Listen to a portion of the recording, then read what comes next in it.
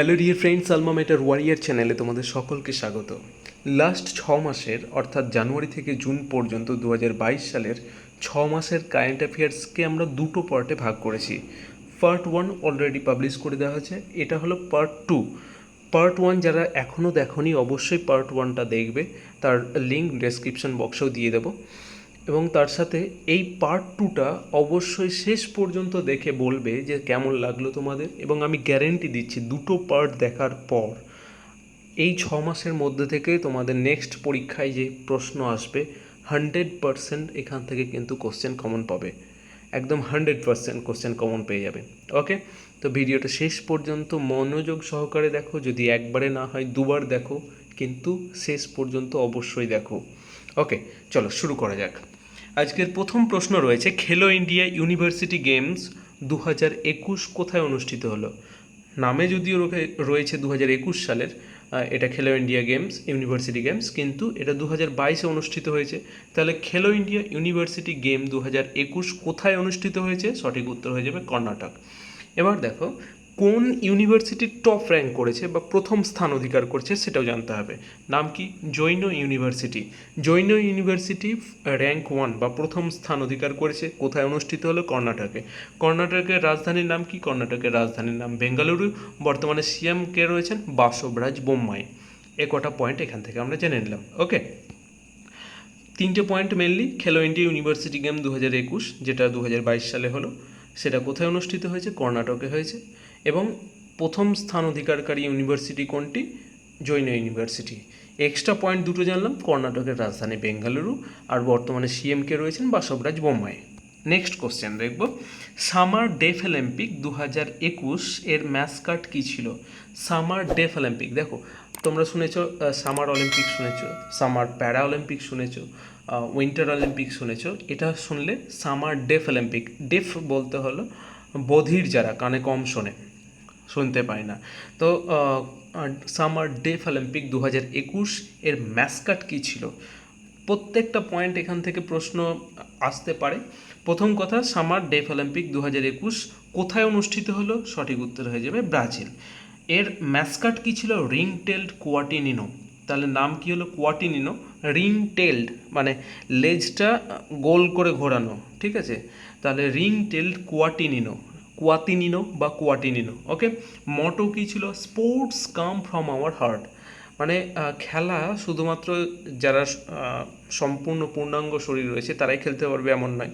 যদি কেউ বধির হতে পারে সেও খেলতে পারে, যার একটা হাত নেই কিংবা পা নেই সেও খেলতে পারে। এই অর্থে বলা হচ্ছে sports come from our heart, ঠিক আছে? মানে খেলা আমাদের হৃদয় থেকে বেরিয়ে আসে। এবার হলো, প্রথম স্থান অধিকারী দেশ কোনটি? মানে সবথেকে বেশি মেডেল কোন দেশ জিতেছে? তাহলে ইউক্রেন। এটা জানতে হবে। কতগুলো পেয়েছে সেটা জানার দরকার নেই, কিন্তু আমাদের ভারত কতগুলো পেয়েছে সেটা কিন্তু জানতে হবে। আমাদের ভারত টোটাল 17টা মেডেল পেয়ে অষ্টম স্থান অধিকার করছে। তাহলে অষ্টম স্থান অধিকার করছে ভারত 17টা মেডেল পেয়ে, তার মধ্যে 8টা সোনা, 1টা রূপো, 8টা ব্রোঞ্জ। ওকে, এবার বাকি সবগুলো পয়েন্ট আর একবার বলে নেব। সামার ডেফ অলিম্পিক অর্থাৎ গ্রীষ্মকালীন বধির অলিম্পিক 2021 যেটা 2022-এ অনুষ্ঠিত হলো, এর ম্যাসকট ছিল ring tailed Quatinino. Ring tailed Quatinino. Motto ছিল sports comes from our heart. প্রথম স্থান অধিকারী দেশ হলো ইউক্রেন। সেই ইউক্রেন, রাশিয়ার যে যুদ্ধ চলছে সেই ইউক্রেন, ঠিক আছে? ইউক্রেনের রাজধানীর নাম কি? কিয়েভ। ইউক্রেনের রাজধানীর নাম হলো কিয়েভ। ওকে, সেই ইউক্রেন প্রথম স্থান অধিকার করেছে। আমাদের ভারত কত নম্বর স্থান অধিকার করেছে? 17টা মেডেল জিতে অষ্টম স্থান অধিকার করেছে। ভারত টোটাল কতগুলো মেডেল? 17টা, তার মধ্যে 8টা সোনা, 1টা রূপো, 8টা ব্রোঞ্জ। আর এটা কোথায় অনুষ্ঠিত হলো? ব্রাজিলে অনুষ্ঠিত হয়েছে। চলো পরের প্রশ্ন দেখব, গ্রিসে অনুষ্ঠিত junior world weight lifting championship 2022 এ ভারতের হয়ে কে সোনা জিতেছেন? তাহলে প্রথম কথা, কোথায় অনুষ্ঠিত হয়েছে? গ্রিসে অনুষ্ঠিত হয়েছে। খেলাটার নাম কি? Junior world weight lifting championship 2022। মানে জুনিয়র যারা রয়েছে তাদের ক্ষেত্রে 18 বছরের নিম্নে যারা রয়েছে। Okay, world weight lifting. Weight lifting মানে ভারোত্তোলনের ক্ষেত্রে যে চ্যাম্পিয়নশিপ 2022, তাহলে junior world weight lifting championship 2022 কোথায় অনুষ্ঠিত হলো? গ্রিসে অনুষ্ঠিত হলো। ভারতের হয়ে একজনই যেহেতু সোনা জিতেছে, একজনের নামটা আমার মাথায় রাখতে হবে। নাম কি? হর্ষদ শরদ গরুর। কত কেজি ইভেন্টে? 45 কেজি ইভেন্টে। দেখো, এই 45 কেজি ইভেন্টটা মনে না রাখলেও হবে, কিন্তু হর্ষদ শারদ গরুর এটা কিন্তু অবশ্যই তোমাদের মাথায় রাখতে হবে। হর্ষদ শারদ গরুর সোনা জিতেছেন গ্রিসে অনুষ্ঠিত junior world weight lifting championship 2022-এ। পরের প্রশ্ন দেখব, এশিয়ান রেসলিং চ্যাম্পিয়নশিপ 2022-এ ভারতের কোন অ্যাথলিট জয়ী হয়েছেন? দেখো, এই এশিয়ান রেসলিং চ্যাম্পিয়নশিপ 2022, রেসলিং তার মানে এখানে কি কুস্তিবিদ্যা, যেটা কুস্তি খেলা যেটা রয়েছে, সেই রেসলিং চ্যাম্পিয়নশিপ কোথায় অনুষ্ঠিত হলো? আর এতে ভারতের হয়ে একজনই যেহেতু সোনা জিতেছে, তার নামটা মাথায় রাখতে হবে। তাহলে এশিয়ান রেসলিং চ্যাম্পিয়নশিপ 2022 ভারতের হয়ে কে সোনা জিতেছেন? রবি কুমার ধাইয়া। রবি কুমার ধাইয়া। প্রশ্ন আসতে পারে যে রবি কুমার ধাইয়া কোন খেলার সাথে যুক্ত? তাহলে রেসলিং খেলার সাথে যুক্ত। ওকে, এবার কোথায় এটা মানে অনুষ্ঠিত হলো বা কোথায় এটা আর কি খেলাটা হয়ে গেল? তাহলে সঠিক উত্তর হয়ে যাবে মঙ্গোলিয়ার উলেনবাথর বা উলেনবেতর। দেখো, মঙ্গোলিয়ার রাজধানীর নামই হলো উলেনবেতর। তো মঙ্গোলিয়ার রাজধানী সেই মঙ্গোলিয়া যেখান থেকে চেঙ্গিজ খাঁ এসেছিলো, যেখান থেকে তৈমুর লং এসেছিলো। তৈমুর লং বলতে করিনা কাপুরের ছেলে নয়, কিন্তু অরিজিনাল যে তৈমুর লং। ওকে, সেই দুর্ধর্ষ মঙ্গল জাতি। তো মানে মানুষকে কচু কাটা করে কাটতো, যেখানে আর কি জিদ করতে পারতো সেখানে একদম ধূলিসাৎ করে দিত, মানুষ কাউকে বাঁচতে দিত না। সেই তৈমুর লং কোথা থেকে এসেছিলেন? মঙ্গোলিয়া। সেই মঙ্গোলিয়ার রাজধানী, যার নাম হলো উলেনবেতর বা উলেনবাথর, সেই উলেনবাথরে হয়ে গেল এশিয়ান রেসলিং চ্যাম্পিয়নশিপ 2022। তাতে ভারতের হয়ে সোনা জিতলেন রবি কুমার ধাইয়া। চলো পরের প্রশ্ন দেখব। অ্যামাজনের সিইও, চিফ এক্সিকিউটিভ অফিসার, সিইওর ফুল ফর্ম। ওকে, তাহলে অ্যামাজনের বর্তমান সিইও কে নিযুক্ত হয়েছেন? এতদিন অ্যামাজনের যিনি মালিক ছিলেন, অ্যামাজনের মালিক কে ছিলেন? জেফ বেজোস ছিলেন, তিনি অ্যামাজনের সিইও ছিলেন। তার জায়গায় বর্তমানে কে রয়েছেন? Andy Jassy. নামটা মনে রাখতে হবে, এটা পরীক্ষায় আসার সম্ভাবনা খুব বেশি রয়েছে। অ্যান্ডি জেসি অলরেডি একটা পরীক্ষায় পড়ে গেছে, কিন্তু সিএইচএসএল পরীক্ষায় পড়ে গেছে এই কোশ্চেনটা। অ্যামাজনের সিইও কে রয়েছেন? Andy Jassy. এবার দেখো, অ্যামাজনের মালিককে, অ্যামাজনের মালিক বা প্রতিষ্ঠাতা কে হলেন? Jeff Bezos. অ্যামাজন, ফ্লিপকার্ট দুটো ভারতবর্ষে রয়েছে কোম্পানি। আমরা মেনলি অনেক কোম্পানি রয়েছে, তার মধ্যে মেনলি রয়েছে তোমার ই কার্ট কোম্পানি বলে থাকি, বা কী বলবো, ই মার্কেটিং কোম্পানি বলে থাকি। ওকে, তো এই ই মার্কেটিং কোম্পানি অ্যামাজন আর ফ্লিপকার্ট দুটোই কিন্তু বর্তমানে আমেরিকার কোম্পানি। ফ্লিপকার্ট ইন্ডিয়াতে তৈরি হয়েছিল ঠিক কথাই, কিন্তু বর্তমানে আমেরিকার কোম্পানি, কারণ আমেরিকান কোম্পানি ওয়ালমার্ট ফ্লিপকার্টকে কিনে নিয়েছে। ঠিক আছে, তো এটা 2020-র ঘটনা ছিল যে ফ্লিপকার্টকে কিনে নিয়েছে ওয়ালমার্ট। তাহলে অ্যামাজন আর ফ্লিপকার্ট বর্তমানে দুটোই হলো আমেরিকার কোম্পানি। এবার অ্যামাজনের যে প্রতিষ্ঠাতা, তার নাম হলো জেফ বেজোস। তিনি হলেন বিশ্বের দ্বিতীয় ধনীতম ব্যক্তি। জাস্ট এক্সট্রা পয়েন্টগুলো তোমাদের ডিসকাস করে দিচ্ছি যাতে তোমাদের সুবিধা হয় মনে রাখার, এবং পরীক্ষায় যদি সেখান থেকে প্রশ্ন আসে সেটাও। তাহলে জেফ বেজোস হলো বিশ্বের দ্বিতীয় ধনীতম ব্যক্তি। তাহলে প্রথম ধনীতম ব্যক্তি কে রয়েছেন? টেসলা বলে একটা কোম্পানি রয়েছে, এবং তার সাথে স্পেস এক্স। স্পেস এক্স হলো রকেট মানে চালানোর আর কি, স্পেস নিয়ে আর কি একটা কোম্পানি, যার মাধ্যমে আর কি উপগ্রহ বা স্যাটেলাইট লঞ্চ করা হয়। তো স্পেস এক্স এবং টেসলা গাড়ি তৈরি করে, ইলেকট্রিক ভেহিকল তৈরি করে। ওকে, তো এই টেসলা এবং স্পেস এক্সের মালিক হলেন ইলন মাস্ক। ইলন মাস্ক হলো বিশ্বের ধনীতম ব্যক্তি। আর জেফ বেজোস অ্যামাজনের যিনি পূর্ব সিইও এবং প্রতিষ্ঠাতা, তিনি হলেন দ্বিতীয় ধনীতম ব্যক্তি। অ্যামাজনের বর্তমান সিইও কে রয়েছেন? Andy Jassy. চলো পরের প্রশ্ন দেখব। শ্রীলঙ্কার বর্তমান রাষ্ট্রপতি কে? দেখো, শ্রীলঙ্কাতে বর্তমানে অবস্থা খুব খারাপ, দেখতেই পাচ্ছ, ইকোনমিক ক্রাইসিস চলছে। রাষ্ট্রপতি প্রধানমন্ত্রী দুজনে পালিয়ে গেছে, তাদের আর কি যে বিল্ডিং সে ছেড়ে দুজনেই পালিয়ে গেছে। তো যেহেতু রাষ্ট্রপতি প্রধানমন্ত্রী দুজনেই ছেড়ে পালিয়ে গেছে, তার জায়গায় তো ভ্যাকান্ট জায়গায় কেউ না কেউ বসেছে। তাহলে রাষ্ট্রপতি হয়ে গেলেন রনিল বিক্রম সিংহে, প্রধানমন্ত্রীকে দীনেশ ওয়ার্দেনা বর্ধেনা এই টাইপের বর্ধেনা এই টাইপের নাম ওদের কিন্তু খুব প্রচলিত। তাহলে দীনেশ গুণাবর্ধেনা তিনি হলেন প্রধানমন্ত্রী, আর রাষ্ট্রপতিকে রনিল বিক্রম সিংহে। অ্যাকচুয়ালি রনিল বিক্রম সিংহে এপ্রিলেই সম্ভবত এপ্রিলে কি মার্চে, যাই হোক, তিনি প্রধানমন্ত্রী হয়েছিলেন। ঠিক আছে, প্রধানমন্ত্রীর পদ থেকে ওকে সরিয়ে দেওয়ার পর কী নাম ছিল যেন, রাজাপাকসা, দুই রাজাপাকসা ভাই, গোটাবাই আর হলো মাহিন্দ্রা রাজাপাকসা প্রধানমন্ত্রী ছিল, তাকে সরিয়ে দিয়ে রনিল বিক্রম সিংহেকে বসানো হয়েছিল। তার উপর যেহেতু বহুত অ্যালিগেশন ছিল যে অনেক করাপ্ট করেছে, তো সেই জায়গা থেকে প্রধানমন্ত্রী ছিল। কিন্তু রাষ্ট্রপতি এই যে সাধারণ পাবলিক ছেঁকে ধরেছে যে পেট্রোল নেই, কারেন্ট নেই, কোনো কিছু নেই, তো রাষ্ট্রপতি ভবনে অ্যাটাক করো, তো অ্যাটাক করাতে সে হেলিকপ্টার নিয়ে পালিয়ে গেছে। তো তার জায়গায় প্রধানমন্ত্রী থেকে কে হয়ে গেল? প্রধানমন্ত্রী ছিল রনিল বিক্রম সিংহে, তিনি রাষ্ট্রপতির পদটা দখল করে নিলেন, কারণ রাষ্ট্রপতি সেখানে পাওয়ারফুল। এবার তার জায়গায় যেহেতু প্রধানমন্ত্রী পদটা ফাঁকা হয়ে গেল, সেই জায়গায় কাকে নিয়োগ করলেন? দীনেশ গুণাবর্ধেনা। জাস্ট ঘটনাটা মনে রাখার জন্য বললাম এই কারণে, যাতে তোমাদের মনে থাকে দুটো পয়েন্ট। ওকে, তাহলে রাষ্ট্রপতি হয়ে গেল রনিল বিক্রম সিংহে, আর প্রধানমন্ত্রী দীনেশ গুণাবর্ধেনা। পরের প্রশ্ন দেখব, হাসান শেখ মোহাম্মদ সম্প্রতি কোন দেশের রাষ্ট্রপতি নির্বাচিত হয়েছেন? নামটা কি? হাসান শেখ মোহাম্মদ কোন দেশের রাষ্ট্রপতি হয়েছেন? সোমালিয়ার রাজধানী, সোমালিয়ার ক্যাপিটাল বা কি বলবো, রাজধানী নাম কি? মোগাদিশু। এটাও মাথায় রাখবে, এটাও পরীক্ষায় কোনো একটা পরীক্ষায় প্রশ্ন এসেছিল যে সোমালিয়ার রাজধানীর নাম কি? মোগাদিশু। সোমালিয়ার বর্তমানে রাষ্ট্রপতি বা প্রেসিডেন্টকে নির্বাচিত হলেন হাসান শেখ মোহাম্মদ। দুটো পয়েন্টেই আমাদের জানতে হবে। পরের প্রশ্ন দেখব, সম্প্রতি কে ত্রিপুরা, আমাদের যে ত্রিপুরা, আমাদের বাংলার যেমন আমরা বাংলা ভাষায় কথা বলি, ত্রিপুরার মানুষও কিন্তু বাংলা ভাষায় কথা বলে, পিওর বাংলা ভাষায় কথা বলে। ওকে, তাদের বাংলার সাথে আমাদের বাংলা প্রায় হুবহু মিলে যায়।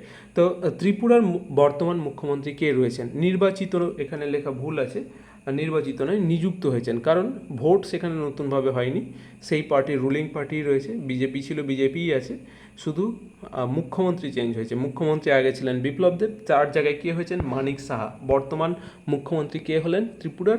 মানিক সাহা। আর গভর্নর কে রয়েছেন? গভর্নর রয়েছেন সত্যদেব নারায়ণ আর্য।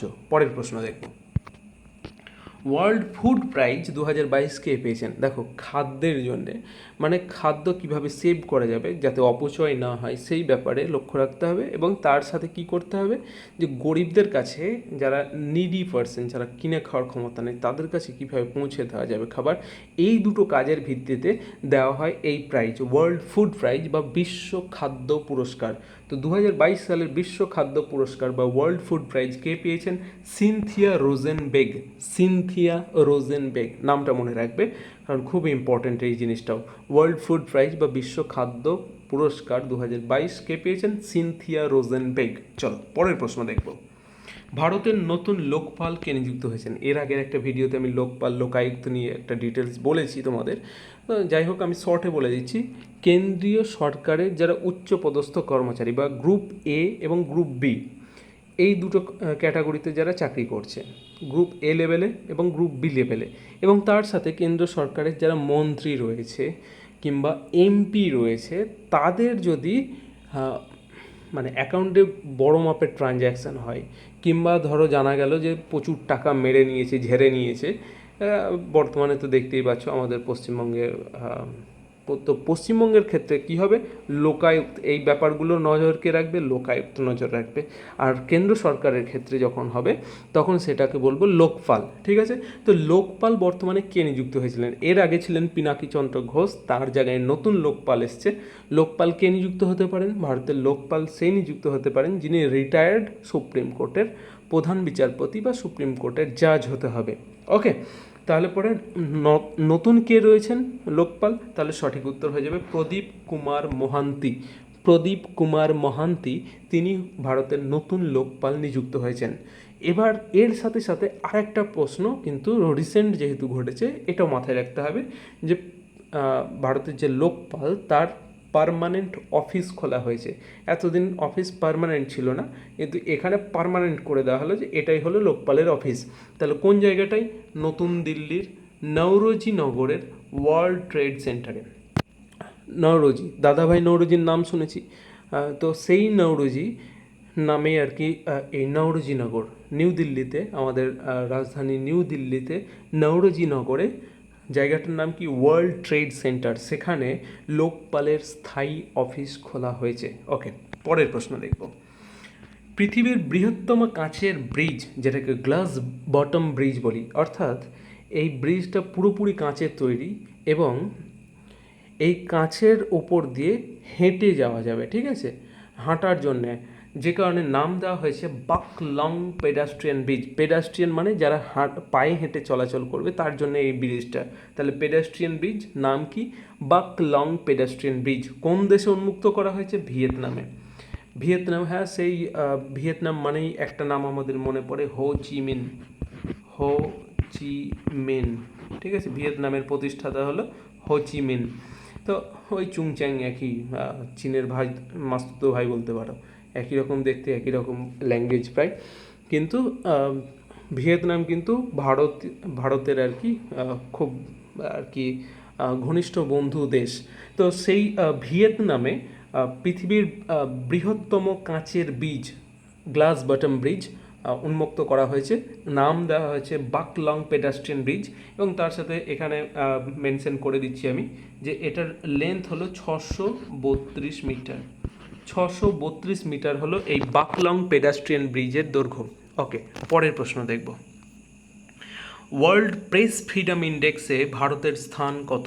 ওয়ার্ল্ড প্রেস ফ্রিডম ইন্ডেক্স মানে প্রেস বলতে সংবাদপত্র মাধ্যম যেগুলো রয়েছে, সেই সংবাদ মাধ্যমের কতটা স্বাধীনতা রয়েছে এর ভিত্তিতে র্যাঙ্কিং করা হয়। তো বিশ্বে আমাদের স্থান কত? ভারতের স্থান 150 বা 150তম স্থানে রয়েছে। মানে প্রেস ফ্রিডম তেমন নেই, স্বাধীনতা নেই সংবাদ মাধ্যমের ঠিকঠাক, এটা বলতে চাইছে। ওয়ার্ল্ড প্রেস ফ্রিডম ইন্ডেক্সে 150তম হলো ভারতের স্থান। প্রথম স্থানে কে রয়েছে? প্রথম স্থানে রয়েছে নরওয়ে। ওকে, এবার দেখো এখানে একটা প্রশ্ন অ্যাডিশনাল আমি বলবো, সেটা হলো রিপোর্টার্স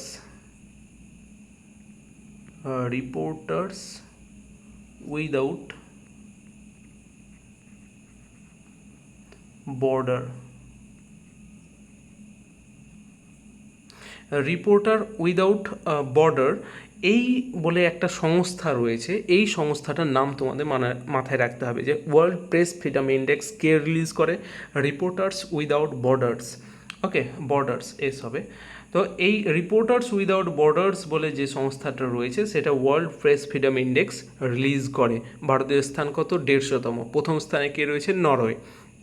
দেখো কেন মনে রাখতে বললাম এই সংস্থাটার নাম, কারণ এটা থেকে সিজিএলে, এসএসসি সিজিএলে প্রশ্ন এসেছিলো এক বছর যে ওয়ার্ল্ড প্রেস ফ্রিডম ইন্ডেক্স কোন সংস্থা পাবলিশ করে? তাহলে রিপোর্টার্স উইদাউট বর্ডার্স। চলো পরের প্রশ্ন দেখব। অপারেশন সতর্ক থাকার জন্যে, এবার কী থেকে সতর্ক থাকার জন্যে সেটা আমাদের জানতে হবে। কোন ক্ষেত্রে সূচনা করা হলো অপারেশন সতর্ক? অপারেশন সতর্ক হলো রেলওয়ে প্রোটেকশন ফোর্স, যেটাকে আরপিএফ আমরা বলে থাকি, বর্তমান হলো Indian railway protection force services, ঠিক আছে। তো তার নাম চেঞ্জ করা হয়েছে আরপিএফের। তো সেই আরপিএফের তরফ থেকে রেলের মাধ্যমে অবৈধ মাদক, জাল মুদ্রা, অন্যান্য চোরাচালানকারী দ্রব্য যাতে কেউ পাচার করতে না পারে তার জন্য জনসচেতনতা গড়ে তোলার জন্য এই অপারেশন চালু করা হয়েছে। তাহলে মাদক দ্রব্য কিংবা জাল মুদ্রা কিংবা চোরাচালানকারী যাতে রেলের মাধ্যমে চলাচল না করে তার জন্যে কি করা হয়েছে? জনসচেতনতামূলক একটা অপারেশন চালু করা হয়েছে, নাম হলো অপারেশন সতর্ক।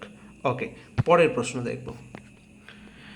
পরের প্রশ্ন হলো অ্যান্টি টেরোরিজম ডে কবে পালিত হয়? টেরোরিজম বা আতঙ্কবাদ আমরা যেটাকে বলে থাকি, তো এই আতঙ্কবাদের এগেনস্টে বা আতঙ্কবাদ বিরোধী দিবস কবে পালিত হয়? সঠিক উত্তর হয়ে যাবে 21শে মে।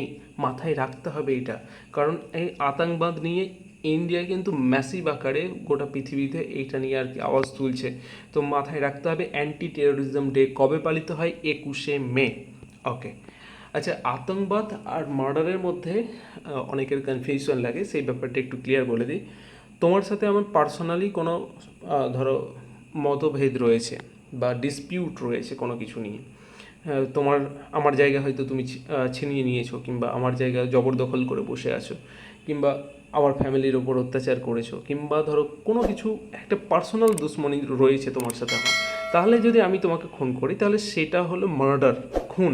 ওকে, আর যখন আমি কাউকে চিনি না, তার কোনো দোষ নেই, আমি একটা সুইসাইড বোম নিয়ে গেলাম, একসাথে তাকে নিয়ে ফাটিয়ে দিলাম, তার সাথে আরও হয়তো কিছু মানুষ ঘায়েল হলো কিংবা মারা গেল, সেইটা হলো কিন্তু আতঙ্কবাদ।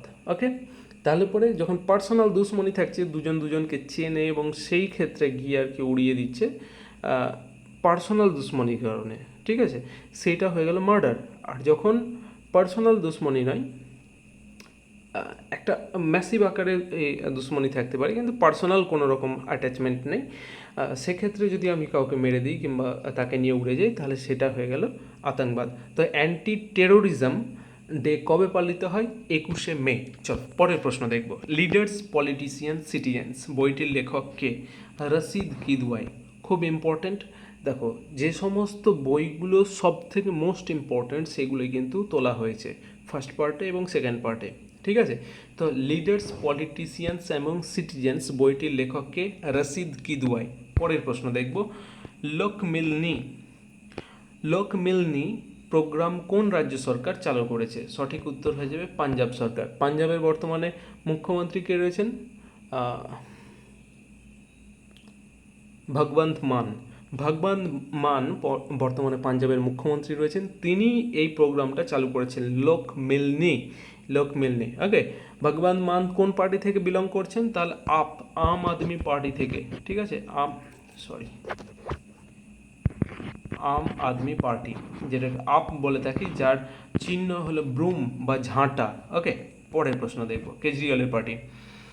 পরের প্রশ্ন, রামমোহন রায়ের জন্মস্থান হিসাবে কোন জায়গাটি হেরিটেজ সাইটের স্বীকৃতি পেল? তাহলে সেক্ষেত্রে সঠিক উত্তর হয়ে যাবে রঘুনাথপুরের বাড়িটি। রামমোহনের বাড়ি কোথায়? রঘুনাথপুর। সেই রঘুনাথপুরের বাড়িটি রামমোহন রায়ের জন্মস্থান হিসাবে হেরিটেজ সাইটের স্বীকৃতি পেল, রাজ্য সরকার স্বীকৃতি দিয়েছে। এছাড়াও রাধানগর গ্রামে, এটা রঘুনাথপুরের বাড়ি, আর রাধানগর গ্রামের রামমোহন মেমোরিয়াল হল, যেটা নকশা করেছিলেন রবীন্দ্রনাথ ঠাকুর, সেই হলটাকেও কিন্তু রাধানগর গ্রামের রামমোহন মেমোরিয়াল হল এবং রঘুনাথপুরের রামমোহনের বাড়ি, এই দুটোকে রাজ্য সরকার হেরিটেজ সাইটের স্বীকৃতি দিয়েছে। ওকে, পরের প্রশ্ন দেখব। 48তম G7 সামিট। G7 মানে গ্রুপ অফ 7, মানে 7টা সমূহ দেশের গ্রুপ, ঠিক আছে, গ্রুপ বা দল। তো এর 48তম সংস্করণ বা 2022-এর যেটা সংস্করণ, সেটা কোথায় অনুষ্ঠিত হলো? সঠিক উত্তর হয়ে যাবে জার্মানির স্লস এলমাউয়ে। জায়গাটার নাম একটু অড রয়েছে, স্লস এলমাউ। মেনলি পরীক্ষায় তোমার পড়বে কোথায় অনুষ্ঠিত হয়েছে, দেশের নামই থাকবে জার্মানি। জার্মানির রাজধানীর নাম কি? বার্লিন। ওকে, এই জার্মানি সম্বন্ধে আর একটা কথা বলি, এখনও কোনো পরীক্ষায় আসেনি, তো জার্মান ওয়াল বলে একটা ওয়াল ছিল, মানে দ্বিতীয় বিশ্বযুদ্ধের পর জার্মানিকে দুভাগে, ইস্ট জার্মানি, ওয়েস্ট জার্মানিতে ভাগ করে দেওয়া হয়েছিল এবং মাঝখানে একটা পিলার বা ওয়াল গেঁথে দেওয়া হয়েছিল। তো এটা বিশ্বের মধ্যে সবথেকে ইউনিক ঘটনা যে এখানে সাধারণ পাবলিক সেই ওয়ালটা ভেঙে দিয়ে দুটো দেশ, ইস্ট জার্মানি, ওয়েস্ট জার্মানি, একসাথে মিলে এখন জার্মানি গঠন করেছে। জার্মানির বর্তমানে চ্যান্সেলর কে রয়েছেন, আমাদের যেমন প্রধানমন্ত্রী, ওই দেশের পদটার নাম হলো চ্যান্সেলর। তো জার্মানির চ্যান্সেলর রয়েছেন ওলাফ সোলজ। আচ্ছা, ওলাফ সোলজ, ঠিক আছে, ওলাফ সোলজ হলো বর্তমানে জার্মানির চ্যান্সেলর। এতগুলো পয়েন্ট এখান থেকে আমরা জানলাম যে 48তম G7 সামিট বা গ্রুপ অফ 7 সামিট, যেটা 2022-এর সামিট, সেটা 48তম, সেটা কোথায় অনুষ্ঠিত হলো? জার্মানির স্লস এলমাউয়ে। জার্মানির যে ওয়াল অফ জার্মানি সেটা কবে ধ্বংস হয়ে গেছিলো? 1990 সালে ধ্বংস হয়ে গেছিলো। দেখো, একটা দেশ যদি ভেঙে আর একটা দেশ তৈরি হয়, মানে একটা দেশ ভেঙে দুটো দেশ তৈরি হয়, সেই দুটো দেশ কিন্তু মিলে যাওয়ার ঘটনা খুব রেয়ার। কোন ক্ষেত্রে হয়? একটা দেশ আর একটা দেশকে আক্রমণ করলো, দিয়ে দখল করে নিল, সেই কেসটা দেখেছে পৃথিবী। কিন্তু এই কেসটা ইউনিক কেস, যেখানে সাধারণ মানুষ দেওয়াল ভেঙে দিয়ে একটাই দেশ গঠন করেছে, সেটা হলো জার্মান ওয়াল ভেঙে দিয়ে। ওকে, চল পরের প্রশ্ন দেখব। এনভায়রনমেন্ট পারফরমেন্স ইন্ডেক্স 2022-এ ভারতের স্থান কত? আমি তোমাদের গ্যারেন্টি দিচ্ছি, আগামী কেন্দ্র সরকারের, রাজ্য সরকারের যেই পরীক্ষা দাও, মানে নেক্সট 3টে পরীক্ষার মধ্যে একটা পরীক্ষাতে এই কোশ্চেনটা আসবেই। এবং যারা রেলওয়ে গ্রুপ ডির পরীক্ষা দেবে, বিশেষ করে আগস্ট মাসে রয়েছে, তাদের আমি 100% গ্যারেন্টি দিচ্ছি যে এই কোশ্চেনটা কোনো সেটে আসবেই, যে এনভায়রনমেন্ট পারফরমেন্স ইন্ডেক্স 2022-এ ভারতের স্থান কত। কারণ ভারতকে লাস্ট স্থান দেওয়া হয়েছে, এটা বলতে পারো ওয়েস্টার্ন ওয়ার্ল্ড যেটা রয়েছে, মানে ওয়েস্টার্ন দেশগুলো, পশ্চিমী দেশগুলো, তাদের আর কি ভারতের প্রতি হিংসা, ভারতকে সবসময় একটা নিচু চোখে দেখা এবং দেখানোর চেষ্টা এরা করে থাকে। এনভায়রনমেন্ট পারফরমেন্স ইন্ডেক্স মানে হলো যে পরিবেশ যে দূষণ হচ্ছে তার এগেনস্টে আমরা কী কী স্টেপ নিয়েছি। তাদের মতে গোটা পৃথিবীতে যা স্টেপ নিয়েছে তার মধ্যে সব থেকে বাজে স্টেপ নিয়েছে ইন্ডিয়া, এটা বলতে চাই। আফগানিস্তানের পরেও ভারতের স্থান। ওকে, তো যাই হোক, এটা এক ধরনের প্রোপাগ্যান্ডা। যাই হোক, সেটা আমাদের পরীক্ষায় কিন্তু মাথায় রাখতে হবে। কততম স্থান? 180তম স্থান রয়েছে ভারতের। ওকে, প্রথম স্থান কোন দেশ অধিকার করছে? ডেনমার্ক। যত ইন্ডেক্সে প্রথম স্থান দেখবে সব ওয়েস্টার্ন দেশগুলো পেয়ে থাকে, ইউরোপের দেশগুলো মেনলি পেয়ে থাকে। ঠিক আছে, তো এটা ওদের প্রোপাগ্যান্ডা, কিছু করার নেই, আমাদেরকে পরীক্ষায় আসবে, মনে রাখতে হবে। 180তম প্রথম স্থান ডেনমার্ক। পরের প্রশ্ন দেখব, বিশ্বের উচ্চতম পর্বতশৃঙ্গ মাউন্ট এভারেস্ট। আমরা সবাই জানি 8850 মিটার, বর্তমানে 8850 মিটার বিশ্বের উচ্চতম পর্বতশৃঙ্গ মাউন্ট এভারেস্ট। তো এই মাউন্ট এভারেস্টের চেয়ে উঁচুতে উড়োজাহাজ উড়িয়ে বিশ্ব রেকর্ড করলো কোন দেশ? তাহলে সঠিক উত্তর হয়ে যাবে চীন। চীনে এইসব করতে মানে আর কি দেখাতে ভালোবাসে। তাহলে বিশ্বের উচ্চতম পর্বতশৃঙ্গ মাউন্ট এভারেস্টের চেয়ে উঁচুতে উড়োজাহাজ উড়িয়ে বিশ্ব রেকর্ড করলো কোন দেশ? চীন। এবার উচ্চতাটা দেখো, 9032 মিটার উচ্চতা। আমি বললাম মাউন্ট এভারেস্টের হলো 8850 মিটার, সেখানে 9032 মিটার উচ্চতাতে উড়োজাহাজ উড়িয়ে বিশ্ব রেকর্ড করেছে। পরের প্রশ্ন, হাইপার লুপ প্রযুক্তি ব্যবহারের ক্ষেত্রে ভারতীয় রেল কোন সংস্থার সাথে চুক্তি স্বাক্ষরিত করেছে? দেখো, হাইপার লুপ ব্যাপারটা হলো যে একটা পাইপ ধরো, আচ্ছা ছবি দিয়ে দেখানোর চেষ্টা করছি, জাস্ট একটু বোঝানোর চেষ্টা করছি যাতে মাথায় থাকে তোমাদের। এরকম ধরো একটা পাইপ রয়েছে, যে পাইপের মধ্যে দিয়ে রেল চলাচল করবে। এবং কিভাবে চলাচল করবে? এখানে একটা রেল ধরো রয়েছে এই জায়গাটায়। এবার এই জায়গাটা ভ্যাকুয়াম রয়েছে। সেই ভ্যাকুয়াম যখন থাকবে, সেই ভ্যাকুয়ামটা যদি মানে চলতে থাকে, ধরো এইদিকে চলতে থাকলো, তাহলে রেলটাও কিন্তু সেই জায়গা বরাবর তার পিছেই সেই ভ্যাকুয়াম বরাবরই কিন্তু এগোতে থাকবে। এই প্রযুক্তিটাকে কাজে লাগিয়ে হাইপার লুপ প্রযুক্তি বলা হচ্ছে। এটাকে কাজে লাগিয়ে ভারতে কিন্তু মানে রেল লাইন তৈরি করার আর কি প্রস্তাবনা চলছে। তো এর জন্য ভারতীয় রেল কোন সংস্থার সাথে চুক্তি স্বাক্ষর করেছে? সঠিক উত্তর হয়ে যাবে আইআইটি মাদ্রাজ। দেখো, বর্তমানে আমরা যেটাকে চেন্নাই বলে থাকি, তামিলনাড়ুর রাজধানী চেন্নাই, সেটারই এক সময় নাম ছিল মাদ্রাজ। তো আইআইটি মাদ্রাজের সাথে ভারতীয় রেল এটা চুক্তি স্বাক্ষর করেছে যে এই হাইপার লুপে কীভাবে কাজ করা যেতে পারে। কারণ এই হাইপার লুপে ইন্ডিয়াই প্রথম এই প্রযুক্তি ব্যবহার করতে চলেছে, বিশ্বে কোথাও এই প্রযুক্তি নেই। তো ভারত ফার্স্ট যেহেতু করছে, এর পক্ষে অনেকজন বলছে, বিপক্ষে অনেকজন বলছে, হ্যাঁ ভারতীয় বিদেশি সবাই।